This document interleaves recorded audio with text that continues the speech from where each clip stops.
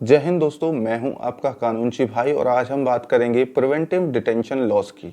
जी हां, इंडिया में इसका जीता जागता उदाहरण है नेशनल सिक्योरिटी एक्ट 1980।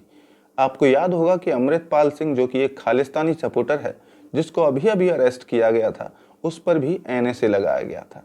तो आज हम बात करेंगे कि ये एनएसए क्या है और इसी से रिलेटेड और भी चीज़ें जानेंगे। तो सबसे पहले जान लेते हैं कि कॉन्स्टिट्यूशन में इसका प्रोविज़न क्या है।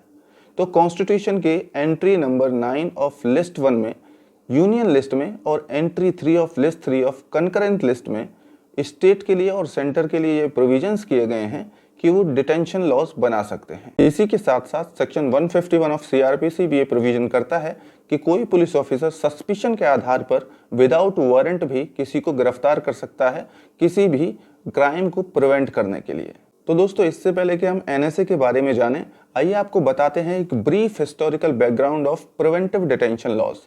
तो प्रिवेंटिव डिटेंशन लॉस का जो ट्रैक रिकॉर्ड है वो इंडिया में शुरू होता है ईस्ट इंडिया कंपनी के आने से। 1600 ईस्वी में जब ईस्ट इंडिया कंपनी भारत में आई, उसके बाद भारत पर शासन करना शुरू किया, तो 1748 में इन प्रिवेंटिव डिटेंशन लॉस की शुरुआत हुई और इनमें कंपनी का कहना था कि ये डिटेंशन लॉस बस ब्रिटिश गवर्नमेंट को और उसकी पोजीशन को भारत पर मजबूत करने के लिए और बचाए रखने के लिए बनाए गए हैं। इन्हीं प्रिवेंटिव डिटेंशन लॉस का इस्तेमाल ब्रिटिश गवर्नमेंट ने वर्ल्ड वॉर 1 और 2 के दौरान भी किया और उसको ये कहकर जस्टिफाई किया कि वर्ल्ड वॉर के दौरान एक्स्ट्रा ऑर्डिनरी सर्कमस्टांसेस उत्पन्न हो गए थे। प्रिवेंटिव डिटेंशन लॉस का इतिहास आज़ाद भारत में 1950 में मिलता है, जिसमें प्रिवेंटिव डिटेंशन एक्ट 1950 को पारित किया गया था और भारत सरकार को ये पावर दे दी गई थी कि वो किसी भी पर्सन को गिरफ्तार कर सकती है किसी भी कानून का उल्लंघन करने से पहले। यहाँ पर ये बात गौर करने वाली है कि आज जो नेशनल सिक्योरिटी एक्ट 1980 एग्जिस्टेंस में है, उसके ज्यादातर प्रोविजन इसी प्रिवेंटिव डिटेंशन एक्ट 1950 से लिए गए हैं। ये एक्ट 1969 तक पावर में रहा, जिसके बाद maintenance of internal security act 1971 ने इसकी जगह ले ली, जिसको 1978 में ग्रॉस मिसयूज ऑफ पावर के कारण रिपील कर दिया गया और जिसके बाद आया नेशनल सिक्योरिटी एक्ट 1980। तो आइए अब बात कर लेते हैं नेशनल सिक्योरिटी एक्ट 1980 की और उससे पहले जान लेते हैं कि इस एक्ट का ऑब्जेक्ट क्या है। तो इस एक्ट का ऑब्जेक्ट है किसी भी पर्सन को ऐसा ग्रेव ऑफेंस कमिट करने से रोकना जो कि नेशनल सिक्योरिटी या पब्लिक ऑर्डर के लिए हानिकारक हो सकता है, और ये कोई जनरल ऑफेंस ना हो जैसे कि चोरी, डकैती या फिर एक्सेट्रा। जैसा कि आपको पता है कि ये एक प्रोसीजरल लॉ है, ना कि सब्सटेंटिव लॉ। इसमें कोई ऐसा अपराध नहीं है जिसके लिए किसी को सजा मिले, बल्कि ये किसी भी अपराध को रोकने के लिए बनाया गया एक कानून है जिसे कि प्रोसीजरल लॉ कहा जाता है और इसमें कोई सजा ना होकर बस डिटेंशन ही होती है। तो कौन और कब ये डिटेंशन ऑर्डर इशू कर सकता है? तो सेक्शन 3 ऑफ एनएसए एक्ट में ये दिया गया है कि सेंट्रल और स्टेट गवर्नमेंट किसी भी पर्सन को अगर ये पाती हैं कि वो इंडिया के नेशनल सिक्योरिटी के लिए, इंडिया के डिफेंस के लिए, इंडिया के फॉरेन पावर्स के साथ रिलेशंस को या फिर पब्लिक ऑर्डर को या फिर इसेंशियल्स गुड्स की सप्लाई को बाधित करता है, तो वो इस ऑर्डर को उस पर्सन के अगेंस्ट इशू कर सकते हैं। साथ में डीएम और पुलिस कमिश्नर को भी ये आदेश दिया जा सकता है ऐसे ऑर्डर्स को फॉलो करने का या फिर इशू करने का। तो आइए अब जान लेते हैं कि ये जो ऑर्डर इशू किए गए हैं इनकी ड्यूरेशन क्या है, यानी एक बार इशू होने के बाद ये कब तक वैलिड रहते हैं। तो इनकेस अगर कोई डीएम या फिर पुलिस कमिश्नर कोई ऑर्डर इशू करता है तो उसको 12 दिन तक के लिए मान्य माना जाता है। वहीं अगर स्टेट गवर्नमेंट ऐसा कोई ऑर्डर इशू करती है तो उसे कम से कम 3 महीने के लिए बाध्य माना जाता है। इसी के साथ साथ 7 दिनों के अंदर अंदर स्टेट गवर्नमेंट को सेंट्रल गवर्नमेंट को रिपोर्ट भी उस ऑर्डर से रिलेटेड देनी होती है। वहीं बात करें अगर मैक्सिमम पीरियड की, तो सेक्शन 13 ऑफ एनएसए एक्ट में ये दिया गया है कि इसका मैक्सिमम जो पीरियड है वो सिर्फ 12 महीने यानी 12 मंथ्स ही हो सकता है। अब आप सोच रहे होंगे कि नेशनल सिक्योरिटी एक्ट 1980 के अंडर अगर कोई प्रिवेंटिव डिटेंशन में जाता है तो क्या उसके कॉन्स्टिट्यूशनल राइट जैसे कि लॉयर की मदद लेना, घर वालों को इन्फॉर्म करना, क्या ये मर जाते हैं, यानी कि क्या ये रिपील हो जाते हैं? तो ऐसा नहीं है। एनएसए में भी दिया हुआ है कि अगर किसी पर्सन को डिटेन किया जाता है तो विद इन 5 डेज या फिर maximum in extra ordinary circumstances 10 दिन के भीतर भीतर उसको एक ग्राउंड्स बताने होंगे कि उस पर उसे क्यों गिरफ्तार किया गया है, साथ ही उसके रिश्तेदारों को भी ये खबर करनी होगी कि उसका अरेस्ट या फिर डिटेंशन किया गया है। जैसा कि हमने आपको बताया कि एनएसए में जो मैक्सिमम पीरियड ऑफ डिटेंशन है वो है 12 मंथ्स, लेकिन ये 12 मंथ्स सिर्फ एक ही बार में नहीं होता। सिर्फ एक बार में 3 महीने तक मैक्सिमम पीरियड के लिए ऑर्डर इशू किया जा सकता है, जिसको फर्दर 3 मंथ्स और उसके बाद 12 मंथ तक एक्सटेंड किया जा सकता है। लेकिन इसी बीच एक प्रोसीजर होता है जिसमें एक एडवाइजरी बोर्ड भी होता है, जो कि ये पता करता है और ये सजेस्ट करता है कि इस डिटेंशन ऑर्डर को बढ़ाया जाए या नहीं।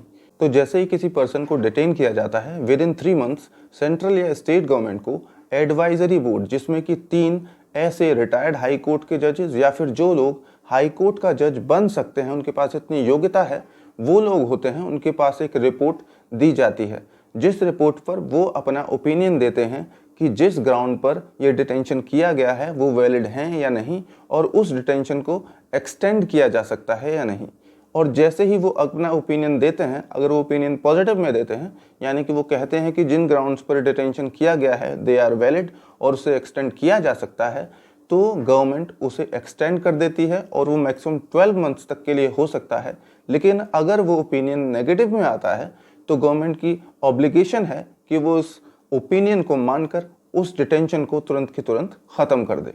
लेकिन जैसा कि लॉ में होता है, हमेशा अपवाद होते हैं और एडवाइजरी बोर्ड के पास रिपोर्ट भेजने का भी एक अपवाद है, यानी कि ऐसा ज़रूरी नहीं है कि स्टेट या सेंट्रल गवर्नमेंट को विद इन 3 मंथ्स रिपोर्ट भेजनी ही हो। अगर ये सर्कमस्टांसेस हैं, यानी अगर स्टेट गवर्नमेंट या फिर सेंट्रल गवर्नमेंट किसी टेरर एक्टिविटी को डिकोड करने में लगी हुई है और वहाँ पर कोई टेरर एक्टिविटी हो रही है, तो 3 मंथ्स के अंदर रिपोर्ट भेजना अनिवार्य नहीं है। साथ ही जब कोई मैटर इंडिया की सिक्योरिटी से, इंडिया के डिफेंस से, इंडिया के रिलेशन विद फॉरेन पावर या फिर इसेंशियल सप्लाई और पब्लिक ऑर्डर से रिलेटेड हों, तब भी ये रिपोर्ट भेजना ज़रूरी नहीं है। और ये section 14A of national security act 1980 में दिया गया है। अगर हम बात करें कॉन्स्टिट्यूशनल प्रोविजन की, तो कॉन्स्टिट्यूशन में भी प्रिवेंटिव डिटेंशन लॉज को साफ साफ दिया गया है और इसी के साथ साथ कॉन्स्टिट्यूशनल सेफगार्ड्स भी दिए गए हैं। जैसे कि आर्टिकल 22 ऑफ क्लॉज 4 में ये साफ साफ लिखा हुआ है कि डिटेंशन पीरियड को एक बार में 3 मंथ से यानी 3 महीने से ज़्यादा नहीं बढ़ाया जाएगा, जिसे 44th अमेंडमेंट के थ्रू 2 मंथ्स कर दिया गया था। लेकिन एनएसए एक्ट में ये अभी भी अमेंड होना बाकी है। इसी के साथ साथ आर्टिकल 22 ऑफ क्लॉज 5 में भी ये प्रोविजन किया गया है कि डिटेंशन होने पर उस पर्सन को ये जानने का अधिकार है कि किन ग्राउंड्स पर उसका डिटेंशन किया गया है, और ये इंफॉर्मेशन उसके घर यानी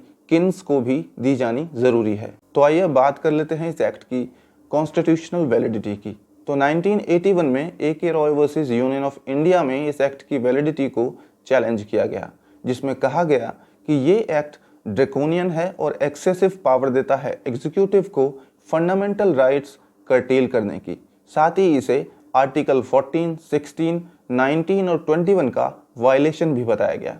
लेकिन कोर्ट ने अपने ऑब्जर्वेशंस में कहा कि इस एक्ट में डिटेंशन लॉज के साथ साथ उसके सेफगार्ड्स भी दिए गए हैं, और एग्जाम्पल के तौर पर बताया कि एक पुलिस कमिश्नर या एग्जीक्यूटिव को यानी DM को ये पावर दी गई है कि वो प्रिवेंटिव डिटेंशन लॉज का ऑर्डर इशू कर सकता है, लेकिन साथ ही ये भी उसको ऑब्लिगेशन दी गई है कि वो स्टेट गवर्नमेंट को ये रिपोर्ट सबमिट करेगा। साथ ही कोर्ट ने पॉइंट आउट करते हुए ये भी कहा कि प्रिवेंटिव डिटेंशन लॉज ईवल हैं, लेकिन कलेक्टिव इंटरेस्ट ऑफ सोसाइटी के लिए ये ज़रूरी हैं, और उस एक्ट की वैलिडिटी को बरकरार रखा। AK रॉय के साथ साथ कुछ और जुडिशियल प्रोसीडिंग्स हैं जो कि इम्पॉर्टेंट हैं और करंटली आई हुई हैं, जिनमें Ranveer and Raman versus state of Madhya Pradesh का 2022 का केस, राम सेवक वर्सेस स्टेट ऑफ UP का 2022 का केस, और Abhay Raj Gupta versus superintendent central jail 2021 का केस बहुत ही इम्पोर्टेंट है। तो आइए बात कर लेते हैं भारत के बाहर इन प्रिवेंटिव डिटेंशन लॉज की क्या हालत है, खासकर यूरोप और US में, जो कि मानवाधिकारों के सबसे बड़े रक्षक खुद को घोषित कर चुके हैं। तो सबसे पहले बात करते हैं यूरोप की। तो यूरोप में जर्मनी में section 65 of German criminal code preventive detention laws को दिखाता है, यानी कि उसमें इनका प्रोविजन है। और सबसे फेमस केस 2009 में M वर्सेस जर्मनी में ये इनको वैलिडेट किया गया और प्रिवेंटिव डिटेंशन को सही माना गया। तो आप देखिए किस तरीके से जर्मनी की हिपोक्रेसी है कि जब भारत में प्रिवेंटिव डिटेंशन लॉज का इस्तेमाल किया जाता है इंडिया की सेफ्टी सिक्योरिटी के लिए, तो वो उसको गलत बताते हैं। वहीं अपने देश में ऐसा ही लॉज का इस्तेमाल किया जाता है। और अगर बात करें यूएस की, तो यूएस में भी द बेल रिफॉर्म्स एक्ट में ऐसे प्रिवेंटिव डिटेंशन लॉज पास करने की ताकत है। यानी यूएस और यूरोप दोनों ही ऐसे प्रिवेंटिव डिटेंशन लॉज का इस्तेमाल करते हैं अपने ही लोगों के प्रति। लेकिन जब भारत में ऐसा किया जाता है तो वो मानवाधिकारों की दुहाई देते हैं। तो इससे आप समझ गए होंगे कितना ज़रूरी है इन प्रिवेंटिव डिटेंशन लॉज का होना। लेकिन इसी के साथ साथ कुछ सेफगार्ड्स भी ज़रूरी हैं ताकि बैलेंस हो पाए और कोई भी इनका मिसयूज़ ना कर पाए।